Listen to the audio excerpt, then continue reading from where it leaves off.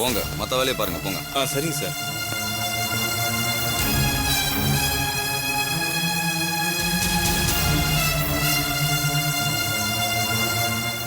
வாங்க தம்பி. என்ன கோபி திடீர்னு? நான் உங்ககிட்ட வீட்டு பத்திரத்தை அடமானம் வச்சு பணம் வாங்கியிருந்தேன்ல, அதை திருப்பி கொடுத்துட்டு போகலான்னு வந்தேன் சார். அப்படியா? மேடத்தோட வந்திருக்க? இவங்கள உனக்கு முன்னாடியே தெரியுமா? உங்களை இவருக்கு தெரியறதுக்கு முன்னாடி இவரை எனக்கு நல்லா தெரியும். ரொம்ப நல்லது நல்லது. சார், உங்ககிட்ட வாங்கின பணத்தை திருப்பி கொண்டு வந்திருக்கேன். இதை வாங்கிட்டு டாக்குமெண்ட்டை கொடுத்தீங்கன்னா இந்த டீலை முடிச்சுக்கலாம். என்னமோ பிசினஸ் அப்படி இப்படின்னு ரொம்ப ஆர்வமா சொன்னீங்க. என்னாச்சு திடீர்னு? திறப்பு விழாவுக்கு பத்திரிகை கொண்டு வந்து வைப்பீங்கன்னு பார்த்தா பத்திரத்தை திருப்பி வாங்கிக்கிறேன்னு சொல்றீங்க. சார், அது பிஸ்னஸ் ஆரம்பிக்கலான்னு தான் இருந்தோம். ஆனால் அதுக்கு நேரம் சரியில்லையா, அதனால 6 மாதம் 1 வருஷம் தள்ளி ஆரம்பிச்சுக்கலான்னு சொன்னாங்க. அது வரைக்கும் இந்த பணத்தை வச்சுக்கிட்டா வட்டி தானே சார் வீணா போகும். கோபி, நான் கத்திரிக்காய் வியாபாரமா பண்றேன். ஃபைனான்ஸ்பா. உன் இஷ்டத்துக்கு பணத்தை வாங்கிட்டு திருப்பி கொடுக்கறது இதெல்லாம் நல்லா இல்ல. 2 வருஷம் அக்ரிமெண்ட் போட்டிருக்கோம். அது வரைக்கும் நீ வட்டி கட்டி தான் ஆகணும். சார், அது எப்படி சார்? வட்டி பிடிச்சி தானே பணம் கொடுத்தீங்க. இதை பாருங்க, பேலன்ஸ் பணம் அப்படியே இருக்கு. நாங்க யூஸ் பண்ணாத பணத்துக்கு நான் ஏன் சார் வட்டி கட்டணும்? நீங்க மரியாதையா அந்த 7 லட்சத்தை வாங்கிட்டு. என்ன 7 லட்சமா? நீ வாங்கினது 10 லட்சம். திடீர்னு குறைச்சிக்கிட்டியா? சார், அந்த 3 லட்சம் தான் இடத்துக்கு அட்வான்ஸ் கொடுத்துருக்கோமே. அது இடத்துக்காக கொடுத்தது.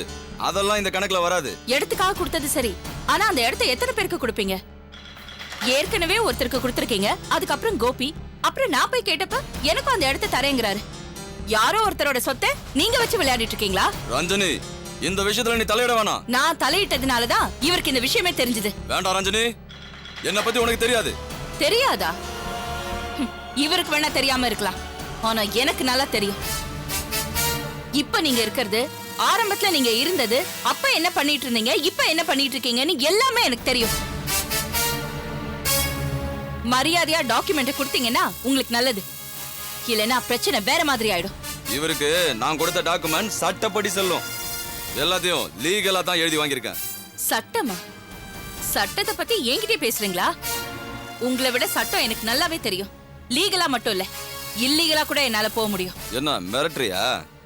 இந்த லோகநாதன் நினைச்சா இங்கேயே இப்பவே உங்க கதையை முடிச்சிட முடியும். தெரியும்ல? அமைதியா போனா உங்க 2 பேருக்கும் நல்லது. டாக்குமெண்ட வாங்காம இந்த இடத்தை விட்டு போக மாட்டேன். ஏய், இப்ப போறியா இல்ல நீ? ஏய், கோபி, வேண்டாம் கோபி, ப்ளீஸ். சும்மா ரஞ்சினி, எவ்வளவு தைரியம் தான் உன மரியாதை பேசுறான். இல்ல கோபி, விடுங்க விடுங்க கோபி. ஏய், என் மேல கை வச்சிட்டல. உனக்கு அவ்வளவுதான் மரியாதை. கோபி ப்ளீஸ், இவன்கிட்ட இப்படி கேட்டா தரமாட்டான். வேற வழி இருக்கு, வாங்க வாங்க கோபி, நான் பாத்துக்கிறேன். நீங்க கொஞ்சம் பொறுமையா இருங்க. வாங்க.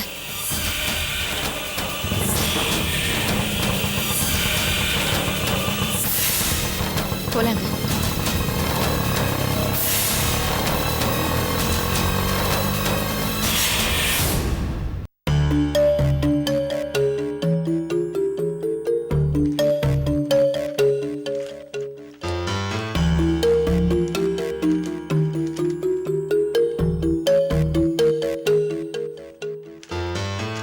என்ன தம்பி, இவ்வளவு படிச்சிருக்கீங்கோ, விவரமா பேசுறீங்கோ, இப்படி ஒரு தப்பு பண்ணிட்டு வந்திருக்கீங்களே.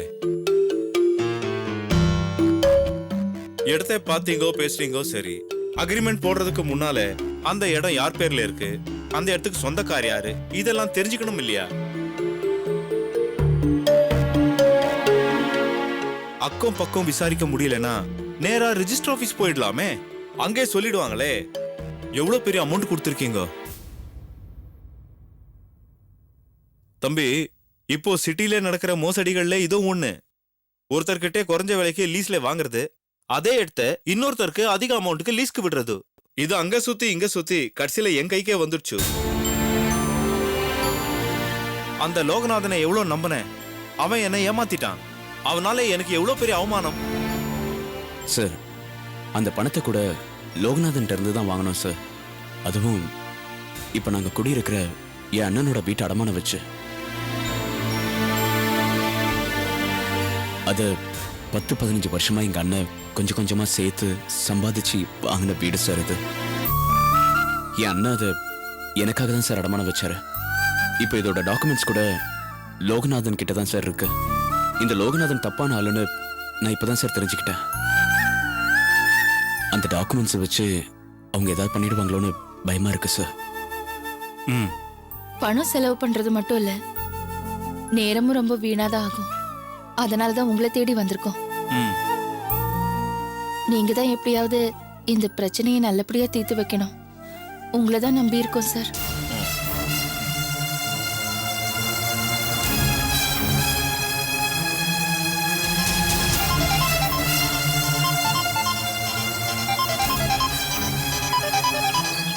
சேட்டு சொல்லு சேட்டு.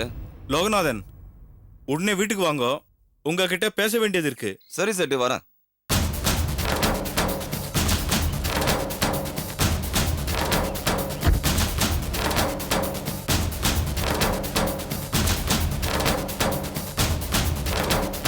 என்ன சேட்டு உடனே வர சொன்னீங்க?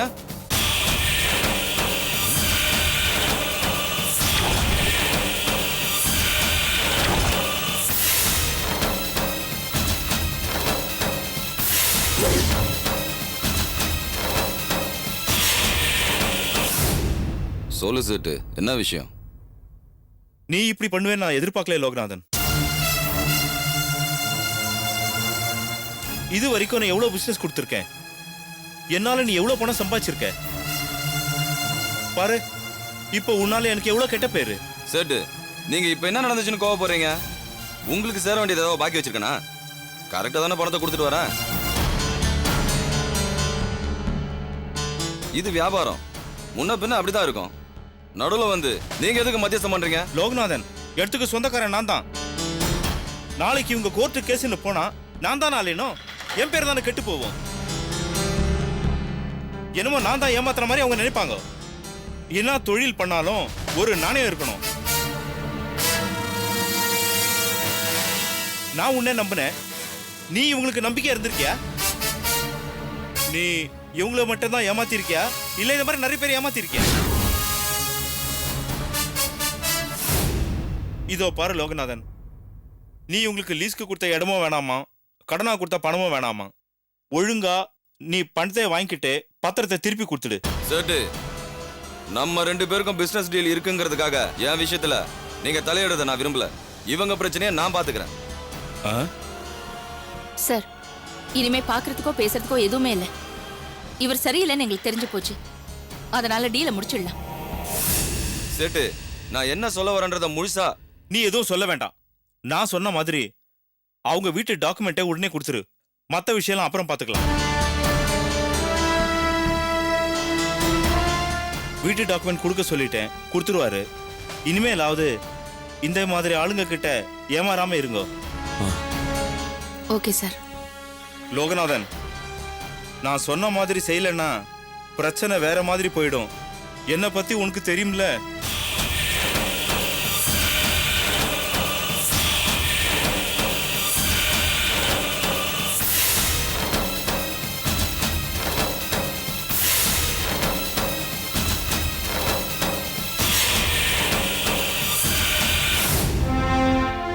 சார், உங்களுக்கு நாங்க சிரமத்தை கொடுத்துட்டோம்.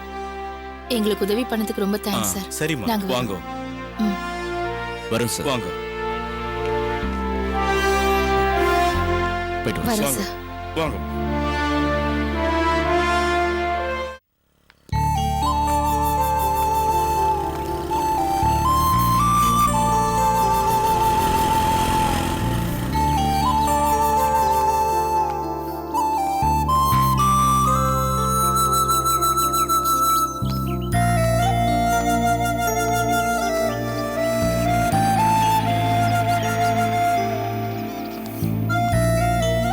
கோபி, என்னாச்சு?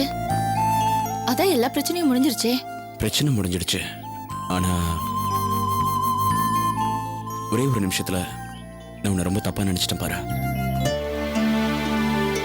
யாரோ ஒருத்தன் சொன்னதுக்காக ஒண்ணு போய் நான் துரோகி அது இதுன்னு தப்பான வார்த்தையெல்லாம் பேசிட்டேன். Sorry, I am really very sorry. என்ன கோபி, உங்களை நான் தப்பாவே நினைக்கல. ஏன்னா உங்களுக்கு நிறைய விஷயங்கள் தெரியல. யார பார்த்தாலும் நல்லவங்கள நினைச்சுக்கிறீங்க, லோகநாதன் உட்பட. அதனால வந்த கோவம் தானே அது. உங்களுக்கு தெரியாமலேயே இந்த பிரச்சனையை சால்வ் பண்ணணும்னு நினைச்சேன். அதனால்தான் அந்த ஓனரை போய் பார்த்து உண்மையான ஓனர் யாருன்னு கண்டுபிடிச்சேன். ஆனா அவனே உங்களுக்கு ஃபோன் பண்ணி விஷயத்த சொல்லிட்டான். அதுவும் ஒரு விதத்துல நல்லபடியா தான் முடிஞ்சிருக்கு. பாருங்க, இவ்வளவு சீக்கிரம் டாக்குமெண்ட்டை வாங்கிட்டோம். ஆமா ரஞ்சனி, உன்னோட பேச்சை நான் ஆரம்பத்திலேயே கேட்டிருந்தா எந்த பிரச்சனையும் இல்லாம இந்நேரத்துக்கு நான் பிசினஸ் நல்லா ஆரம்பிச்சிருப்பேன். ஆனா என்ன பண்றது, பிசினஸ் ஆரம்பிக்கணுங்கிற பேரி அதெல்லாம் தான் என் கண்ணை மூடி மறைச்சிருச்சு. பரவாயில்ல கோபி, இதுலன்னா என்ன, கண்டிப்பா வேற ஏதாவது நல்ல வழியில யோசிப்போம். ரஞ்சனி, ஆ? நான் இன்னொரு பெரிய ஆபத்துல இருந்தும் தப்பிச்சிட்டேன். என்ன? லோகநாதன் கொடுத்த காசுல 3 லட்சம் அட்வான்ஸ் கொடுத்ததோட சரி, மத்த எல்லா காசையும் நான் அப்படியே பேங்க்ல பத்திரமா வச்சிருந்தேன். அது மட்டும் இல்லாம இன்டீரியர் அது இதுன்னு காசு எடுத்து நான் செலவு பண்ணியிருந்தா நிச்சயமா நான் ஆபத்துல மாட்டியிருந்திருப்பேன். ஆமா கோபி, எனக்கும் அந்த பயம் இருந்துச்சு. எப்படியோ பெரிய ஆபத்துல இருந்து தப்பிச்சிட்டோம். ஆமா ரஞ்சனி. கோபி, முதல்ல இந்த விஷயத்தை உங்க வீட்ல சொல்லுவோம். அவங்க தான் ரொம்ப பயந்துகிட்டே இருந்தாங்க. ஆமா. ஆட்டோல போயிடலாமா? போயிடலாம். ஆட்டோ.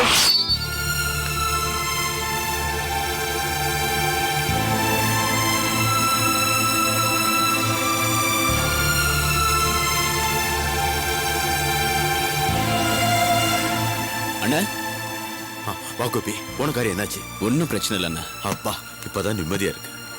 நம்ம வீட்டு டாக்குமெண்ட்லாம் வாங்கிட்டேண்ணா. இந்தா. அப்புறம் கோபி, நம்ம கையெழுத்து போட்டு கொடுத்ததெல்லாம், அந்த செக் பிளைன் பேப்பர்ல சைன் போட்டு கொடுத்தது அதெல்லாம் இருக்குண்ணே, எல்லாம் வாங்கியாச்சு. பாருங்கண்ணே, ஒண்ணு விடாம எல்லாத்தையுமே வாங்கிட்டேன். இப்பதான் நிம்மதியா இருக்கு. ரஞ்சனி, அந்த லோகநாதன் ஒன்னும் பிரச்சனை பண்ணலையே, கேட்டவனு கொடுத்துட்டான்ல? அது எப்படி தருவான்? முதல்ல ஆவுன்னு கத்துனா, வாங்க முடிஞ்சா வாங்கிக்கோன்னு சொன்னா. கடைசியில அந்த இடத்தோட உண்மையான ஓனர்கிட்டயே நாங்க போயிட்டோம். அவர் மிரட்டினதும் உடனே கொடுத்துட்டான். ஆமாண்ணே. அப்பாடா, இப்பதான் போன உயிர் திரும்பி வந்த மாதிரி இருக்கு ரஞ்சனி. இவர் வீட்டை அடமானம் வைக்கும் போதே நான் சொன்னேன் வேண்டான்னு. இவர்தான் கேக்கல. அக்கா, அடமானம் வச்சது தப்பு இல்லக்கா, வச்ச ஆள் தான் தப்பு. கோபியோட பிசினஸ் மேல எனக்கு ரொம்ப நம்பிக்கை இருக்கு. நிச்சயமா அவர் சக்சஸ்ஃபுல்லா வருவாரு. அப்போ மறுபடியும் அடமானம் வைக்க அடி போடுறியாக்கும்?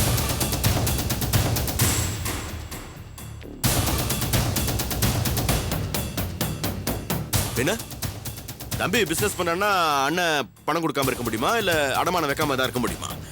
கொடுத்துதானே ஆகணும். என்ன இந்த தடவை கொஞ்சம் ஜாக்கிரதையா நல்ல இடமா பார்ப்போம், இல்லைன்னா பேங்க்ல மூவ் பண்ணுவோம்.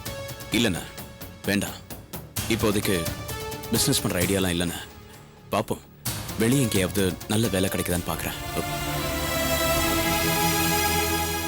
ஏன் கோபி, நான் ஏதோ பேசிட்டேங்கிறதுக்காக நீ இப்படி முடிவு பண்ணிட்டியா? ஒண்ணும் இல்ல, கஷ்டப்பட்டு கட்டின வீடு இல்லையா, ஏமாந்துட கூடாதுன்னு தான் அப்படி பேசினேன். ஐயோ, அப்படிலாம் ஒண்ணும் இல்லை அண்ணி. நீங்க சொன்னதுல எனக்கு அந்த வருத்தமும் கிடையாது. அட என்னப்பா, அவதான் ஏதோ உளறான்னா அவளுக்கு தகுந்த மாதிரி நீ ஏதோ பேசிட்டு இருக்க. இல்லண்ணே, அது இத பார், ஒரு காரியம் எடுத்தாச்சுன்னா என்ன கஷ்டம் வந்தாலும் சரி அதை முடிச்சாகணும். நீ பிசினஸ் பண்றதுதான் கோபி. அதுக்காக இந்த வீட்டு அடமானல விக்கிறது கூட நான் தயாரா இருக்கேன். அண்ணா, அத நீங்க மட்டும் முடிவு பண்ண முடியாது. வீட்ல இருக்கிற எல்லாரையும் ஒரு வார்த்தை கேட்கணும். அத்தை, இதனால பாதிக்கப்பட போறது உங்க தம்பி இல்ல, என் பொண்ணும் என் பேத்தியும் தான். இருந்துட்டு போட்டோம், இது நான் சம்பாதிச்ச சொத்து. இத விக்கிறதோ அடமானம் வைக்கிறதோ என்னோட இஷ்டம். அண்ணா என்ன என்னடா ஆரம்பத்துல இருந்தே ஏதாவது அபசகுணமா பேசிக்கிட்டு. இத பாரு மகி, கொஞ்சம் புத்தியோட நடந்துக்க. இல்லன்னு வச்சுக்க, உன் வீட்டுக்காரர் உன்னை நடுத்தெருவுல கொண்டு வந்து விட்டுடுவாரு. அம்மா, அண்ணனும் தம்பியும் ஒன்னாயிடுவாங்க. அப்புறம் நீதான் பொம்பளை பிள்ளைய வச்சுக்கிட்டு அல்லாடிக்கிட்டு அம்மா இருக்கணும். கொஞ்சம் சும்மா இரு. என் தம்பியை பிரிக்கிறதுலயே குறியா இருங்க. இதுக்குதான் ஊர்ல இருந்து கிளம்பி வந்தீங்களா? என் குடும்பத்தை பிரிக்கிற புத்தி எல்லாம் எங்களுக்கு கிடையாது. என்னம்மா இது, கோவப்படாதம்மா. வேண்டாண்டி அம்மா, வேண்டாம். இனிமே எதுவுமே வேண்டாம். இந்த வீட்டை நீங்க வித்தாலும் சரி, இல்ல எக்கடி கட்டு போனாலும் சரி, இந்த வீட்டு வாச பக்கமே வரமாட்டேன். நான் வரேன்டி. அம்மா, அம்மா,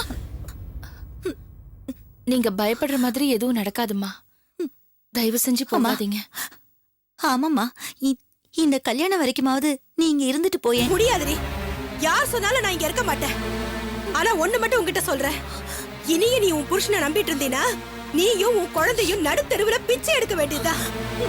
அம்மா, ஐயோ அம்மா, நான் சொல்றத கொஞ்சம் கேளுமா. அம்மா கொஞ்சம் நில்லு.